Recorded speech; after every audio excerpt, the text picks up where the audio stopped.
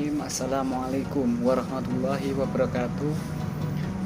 Perkenalkan, kami dari kelompok 10 ingin mempresentasikan sebuah artikel yang berjudul Peran Organisasi Islam dan Tokoh-tokoh Islam dalam Kemerdekaan Indonesia. Nah, saya sendiri perkenalkan, nama saya Anwar Sudarno dengan NIM 208 190041. Di sini mau menjelaskan yang pertama tentang pengertian organisasi Islam itu apa, dan yang kedua peran organisasi Islam dalam kemerdekaan Indonesia. Langsung saja ke materi yang pertama, yaitu pengertian organisasi Islam. Organisasi Islam atau pengertian organisasi itu dapat kita lihat dari aspek kebahasaan atau secara etimologi dan pandangan para ahli atau terminologi. Organisasi itu berasal dari kata organ yang berarti suatu bagian badan, organ atau alat tubuh. Dari kata organ ini berkembang menjadi to organis yang berarti mengatur, mengorganisasikan, mengorganisir atau mengadakan organisasian yang berarti segala sesuatu yang berhubungan dengan hal mengatur. Istilah organisasi itu sendiri berasal dari kata bahasa Yunani, yaitu organon, atau dalam bahasa Latin organum, yang berarti alat bagian, anggota atau badan. Sedangkan menurut Kamus Besar Bahasa Indonesia, organisasi adalah kesatuan atau susunan yang terdiri atas bagian-bagian orang dalam perkumpulan untuk mencapai tujuan bersama. Organisasi adalah suatu sistem mengenai usaha kerjasama yang dilakukan oleh dua orang atau lebih. Atau dengan kata lain, organisasi adalah suatu penggabungan dari orang, benda-benda, alat-alat, perlengkapan, ruang lingkup kerja, dan segala hal yang berhubungan dengannya yang disatukan dalam sebuah hubungan yang teratur dan sangat efektif, atau sebagai suatu bentuk persatuan perserikatan manusia untuk mencapai tujuan bersama. Nah, sementara menurut Richard Johnson Okas dan James Conway menyebutkan bahwa organisasi adalah kumpulan orang, barang, mesin, dan yang saling mempengaruhi dan bersatu padu ke dalam suatu sistem sosial. Sedangkan menurut George R. Terry menyebutkan bahwa organisasi berasal dari kata organisme yang berarti suatu struktur dengan bagian-bagian yang demikian diintegrasi hingga hubungan mereka satu sama lain dipengaruhi oleh hubungan mereka dengan keseluruhan. Jadi dapat disimpulkan bahwa organisasi itu adalah suatu wadah yang di dalamnya ada proses kerjasama sejumlah manusia terikat dalam hubungan secara formal untuk mencapai tujuan yang telah ditentukan. Sedangkan Islam adalah agama atau wahyu berintikan tauhid atau keesaan Tuhan yang diturunkan oleh Allah Subhanahu wa taala kepada Nabi Muhammad SAW sebagai utusannya yang terakhir dan berlaku bagi seluruh umat manusia dimanapun dan kapanpun, yang ajarannya meliputi seluruh aspek kehidupan manusia. Jadi organisasi Islam adalah sebuah wadah atau sebuah perantara umum yang menyampaikan dakwah sehingga menjadi lebih terkoordinir dengan rapi dan efektif dalam dampaknya, sehingga para dai tidak mengeluarkan sangat banyak tenaga dan waktu dalam menyampaikan konten dakwah kepada masyarakat. Lanjut ke materi yang kedua, yaitu peran organisasi Islam dalam kemerdekaan Indonesia. Nah, agama Islam itu dipeluk oleh mayoritas masyarakat Indonesia dengan jumlah penganut yang sangat besar, tidak pelak lagi secara sosial dan politik. Kekuatan massa yang besar ini menjadi potensi tersendiri yang harus diperhitungkan. Umat Islam ada yang bernaung dalam organisasi kemasyarakatan atau disingkat ormas yang sangat banyak jumlahnya di Indonesia. Keberadaan organisasi Islam di Indonesia tidak dapat dilepaskan dari peranannya dalam pada zaman perjuangan kemerdekaan dulu. Peranan para ulama Islam yang tergabung dalam berbagai organisasi akan perjuangan mencapai kemerdekaan tidak bisa diabaikan. Bahkan para pejuang kemerdekaan pun mayoritas itu beragama Islam. Di masa sekarang ini sangat mudah untuk melupakan sebuah organisasi Islam pendahulu yang dibentuk pada masa-masa penjajahan dan sebelum kemerdekaan atau pra-kemerdekaan, karena adanya berbagai isu politik dan sosial. Juga keengganan generasi muda mempelajari sejarah bangsanya sendiri. Nah, di sini saya akan menyebutkan beberapa saja organisasi Islam di Indonesia yang dulu itu perannya sangat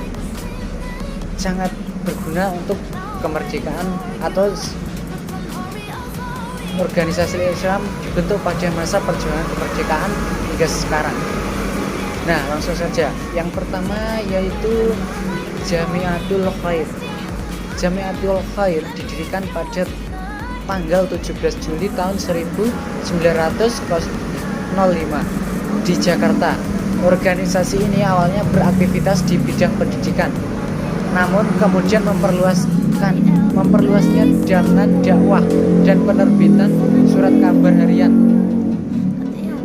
yang berjudul Utusan India di bawah pimpinan Haji Umar Said Cokroaminoto, yaitu pada Maret tahun 1913. Pemimpin-pemimpin Jamiatul Khair mempunyai hubungan yang luas dengan luar negeri, terutama dengan negara-negara Islam seperti Mesir, Turki, dan lain-lain. Mereka mendatangkan majalah-majalah dan surat-surat kabar yang dapat membangkitkan rasa nasionalisme masyarakat Indonesia. Contohnya seperti Al-Mu'ayyad, Al-Liwa, dan lain-lain. Yang kedua yaitu Sarekat Dagang Islam atau Sarekat Islam. Sarekat Dagang Islam atau Sarekat Islam itu didirikan oleh Haji Sumamhudi dan Mas Tirta Adi Suryo pada tahun 1950 di kota Solo. Tujuannya didirikan dari Sarekat Islam ini pada awalnya adalah menggalang kekuatan para pedagang Islam melawan monopoli pedagang Cina yang mendapat perlakuan istimewa penjajah Belanda dan memajukan agama Islam. Pada tahun 1912, Sarekat Dagang Islam diubah menjadi Sarekat Islam atau SI yang bertujuan bukan hanya memajukan para pedagang Islam, melainkan itu lebih luas lagi, yaitu menghapus penderitaan, penghinaan, dan ketidakadilan yang menimpa seluruh rakyat Indonesia akibat ulah penjajah Belanda. Nah, organisasi Islam yang selanjutnya yaitu adalah Muhammadiyah. Organisasi Islam Muhammadiyah itu didirikan di kota Yogyakarta oleh Kiai Haji Ahmad Dahlan pada tanggal 18 November tahun 1912. Peranan Muhammadiyah pada masa penjajahan Belanda lebih dititik beratkan pada usaha-usaha mencerdaskan rakyat Indonesia dan meningkatkan kesejahteraan mereka, yakni dengan mendirikan sekolah-sekolah baik di sekolah umum maupun sekolah agama, rumah sakit, panti asuhan, rumah-rumah penampungan bagi warga miskin, dan perpustakaan. Yang selanjutnya yaitu organisasi Islam Nahdlatul Ulama atau NU. NU adalah salah satu organisasi Islam yang terbesar di Indonesia. Organisasi yang didirikan pada tahun 1926 ini oleh sejumlah ulama dan pengusaha di Jawa Timur. Keadaan NU pada perkembangannya dikenal sebagai organisasi Islam progresif di Indonesia. Istilah Islam progresif digunakan istilah yang relatif baru dalam kajian Islam kontemporer. Sejak beberapa tahun yang lalu, istilahnya ini biasa dikarenakan kepada pemahaman-pemahaman dan aksi-aksi umat Islam yang memperjuangkan pergerakan nilai-nilai humanis seperti pengembangan sivil, demokrasi, keadaan, kesetaraan gender, dan pembelaan terhadap kaum tertindas dan pluralisme. Nah, dalam konteks Indonesia sendiri, sejumlah tokoh seperti Abdul Rahman Wahid atau Gus Dur, Nurcholish Madjid atau Cak Nur sering juga dimasukkan dalam tokoh pemikir Islam progresif. Demikian juga lembaga swadaya masyarakat maupun yang berkomitmen untuk mengembangkan sekularilisme, liberalisme, dan pluralisme. Pada awalnya, NU itu menitikberatkan pada bidang keagamaan, pendidikan, dan perekonomian. Nah, dengan tekanan-tekanan dari politik kolonial, NU kemudian ikut mengambil bagian dalam menentang penjajahan di awal dari Muktamar ke-11 di Banjarmasin tahun 1936. NU bersikap kooperatif terhadap pemerintah Belanda dengan adanya penolakan terhadap kebijakan milisi atau Dienspitze dan Bloedvosie atau menentang ordonansi. Ketika penjajahan Jepang, NU memanfaatkan isu kolaborasi dengan mengerahkan anggotanya untuk memasuki organisasi buatan Jepang.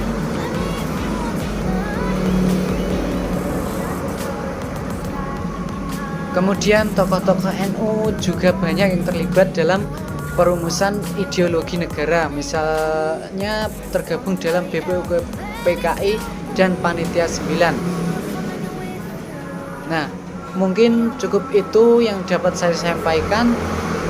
Untuk materi selanjutnya akan dijelaskan oleh teman saya bernama Jordi Jajang Kurniawan.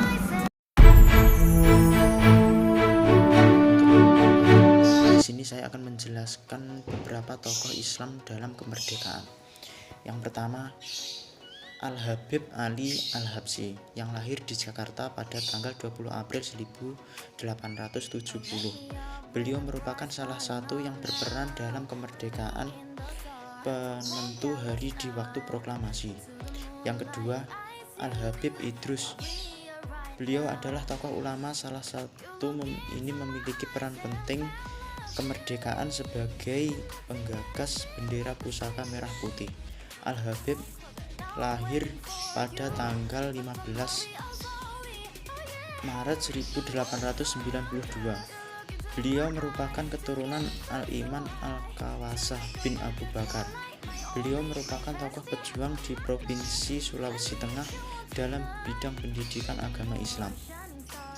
Yang ketiga, Al-Habib Syarif Sultan Abdul Hamid. Beliau adalah tokoh bangsa yang sangat berjasa dalam kemerdekaan, salah satunya dalam perancangan lembaga negara Garuda Pancasila. Lelaki kelahiran Pontianak 12 Juli 1913 Masehi ini merupakan salah satu peserta konferensi meja bundar saat Belanda yang akhirnya mengaku kedaulatan negara Republik Indonesia. Keempat, yaitu Al-Habib Hussein. Dia diberi gelar penghormatan negara Bintang Mahaputra atas jasanya yang menyelamatkan bendera pusaka merah putih. Juga memiliki bintang gelarnya atas jasanya yang ikut perang pada tahun 1948. Lelaki kelahiran Semarang 5 Agustus 1916 Masehi ini dikenal sebagai Bapak Pramuka Indonesia dan pencipta lagu kebangsaan. Dan yang kelima atau yang terakhir, Al-Habib Ahmad adalah tokoh ulama terakhir yang berperan penting dalam kemerdekaan, yakni Al-Habib Ahmad lahir di Yaman 1879 Masehi, yang dikenal sebagai wartawan, sejarawan, dan sastrawan di keturunan Arab yang dikenal pada masa kemerdekaan Republik Indonesia. Sekian dan terima kasih.